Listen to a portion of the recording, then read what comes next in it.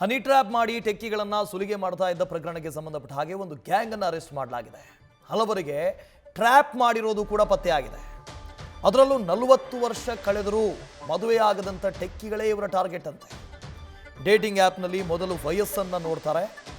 40 ವರ್ಷ ದಾಟಿದೆ ಅಂದರೆ ಕನ್ಫರ್ಮ್ ಇವರಿಗೆ ಅವರೇ ಟಾರ್ಗೆಟ್. ಅದರಲ್ಲೂ ಮದುವೆ ಆಗಿಲ್ಲ, ಡಿವೋರ್ಸಿಗಳು ಅಂತ ಹೇಳಿದರೆ ಅವರೇ ಪಕ್ಕಾ ಟಾರ್ಗೆಟ್. ಟೆಕ್ಕಿಗಳಾಗಿದ್ದರೆ, ಮದುವೆ ಆಗಿಲ್ಲದೆ ಇದ್ದರೆ, 40 ವರ್ಷ ದಾಟಿದ್ರೆ ಅವರನ್ನು ಬಲೆಗೆ ಬೀಳಿಸ್ಕೊಳ್ತಾ ಇದೆ. ಪೊಲೀಸರ ವಿಚಾರಣೆಯಲ್ಲಿ ಕೆಲ ಮಾಹಿತಿಯನ್ನ ಗ್ಯಾಂಗ್ ಬಿಚ್ಚಿಟ್ಟಿದೆ. ಇವರ ಮಾಡಸ್ ಆಪರೆಂಡಿ ಏನು ಅಂತ ಹೇಳಿ ಬಿಚ್ಚಿಟ್ಟಿದ್ದಾರೆ. ಡೇಟಿಂಗ್ ಆ್ಯಪ್ನಲ್ಲಿ ಟೆಕ್ಕಿಗಳನ್ನು ಇವರು ಟಾರ್ಗೆಟ್ ಮಾಡ್ತಾ ಇದ್ರು. 40 ವರ್ಷ ಕಳೆದರೂ ಮದುವೆ ಆಗದೇ ಇರುವಂಥ ಟೆಕ್ಕಿಗಳೇ ಟಾರ್ಗೆಟ್ ಮಾಡ್ತಾ ಇದ್ರು.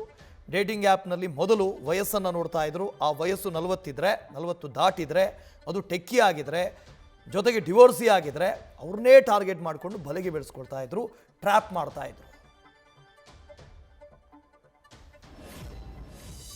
ದಿನಾಂಕ 21ನೇ ತಾರೀಕು ರಾಕೇಶ್ ರೆಡ್ಡಿ ಅಂತಕ್ಕಂಥವ್ರು ಒಂದು ಪ್ರೈವೇಟ್ ಕಂಪ್ನಿನಲ್ಲಿ ಕೆಲಸ ಮಾಡ್ತಾರೆ. ಇವರು ಒಂದು FIR ಅನ್ನು ದಾಖಲಿಸಿದ್ದಾರೆ.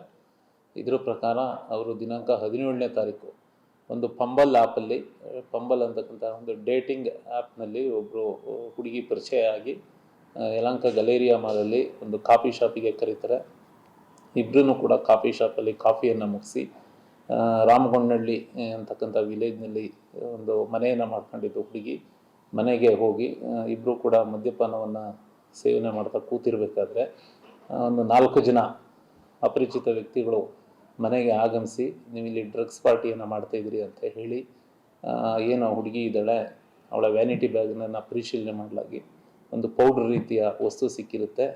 ಇದು ಒಂದು MDMA ಆಗಿರುತ್ತೆ. ನಿಮ್ಮನ್ನು ಪೊಲೀಸರಿಗೆ ಹಿಡಿದುಕೊಡ್ತೀವಿ ಅಂತ ಅವ್ರನ್ನ ಬೆದರಿಸಿ ಆ ವ್ಯಕ್ತಿಯಿಂದ, ಏನು ರಾಕೇಶ್ ರೆಡ್ಡಿ ಇದ್ದಾನೆ, ಅವನಿಂದ 2 ಲಕ್ಷ ರೂಪಾಯಿಗಳನ್ನು ಅಕೌಂಟಿಗೆ ವರ್ಗಾವಣೆ ಮಾಡಿಕೊಂಡು ಬಿಟ್ಟು ಕಳಿಸಿರ್ತಕ್ಕಂಥದ್ದು. ಈ ಪ್ರಕರಣವನ್ನು ಭೇದಿಸಿ ನಾವು ಸುಮಾರು 5 ಜನ ಹುಡುಗರು ಮತ್ತು ಹುಡುಗಿ ಇವರೆಲ್ಲರೂ ಕೂಡ ಮೊದಲೇ ಪೂರ್ವ ನಿಯೋಜಿತ ಈ ರೀತಿ ಸಂಚನ್ನು ರೂಪಿಸಿಕೊಂಡು ಈ ರೀತಿ ಮಾಡಿರ್ತಕ್ಕಂಥದ್ದು ಕಂಡು ಬಂದಿದ್ದ ಮೇರೆಗೆ 6 ಜನರನ್ನು ಅರೆಸ್ಟ್ ಮಾಡಿ ಇನ್ವೆಸ್ಟಿಗೇಷನನ್ನು ಮುಂದುವರಿಸಿದೆ. ರಾಕೇಶ್ ರೆಡ್ಡಿ ಒಂದು IT ಕಂಪ್ನಿಲಿ ಕೆಲಸ ಮಾಡ್ತಾರೆ, ಖಾಸಗಿ ಉದ್ಯೋಗಿ. ಒಬ್ಬ ಆರೋಪಿಯ ಮೇಲೆ 2023ರಲ್ಲಿ ಪುಟ್ಟೇನಹಳ್ಳಿ ಠಾಣೆಯಲ್ಲಿ ಒಂದು ಇದೇ ರೀತಿಯ ಪ್ರಕರಣ ದಾಖಲಾಗಿರುವಂಥದ್ದು ಕಂಡು ಬಂದಿದೆ. ಉಳಿದ ಆರೋಪಿಗಳ ಹಿನ್ನೆಲೆಯನ್ನು ತನಿಖೆಯನ್ನು ಮಾಡ್ತಾ ಇದ್ದೀವಿ.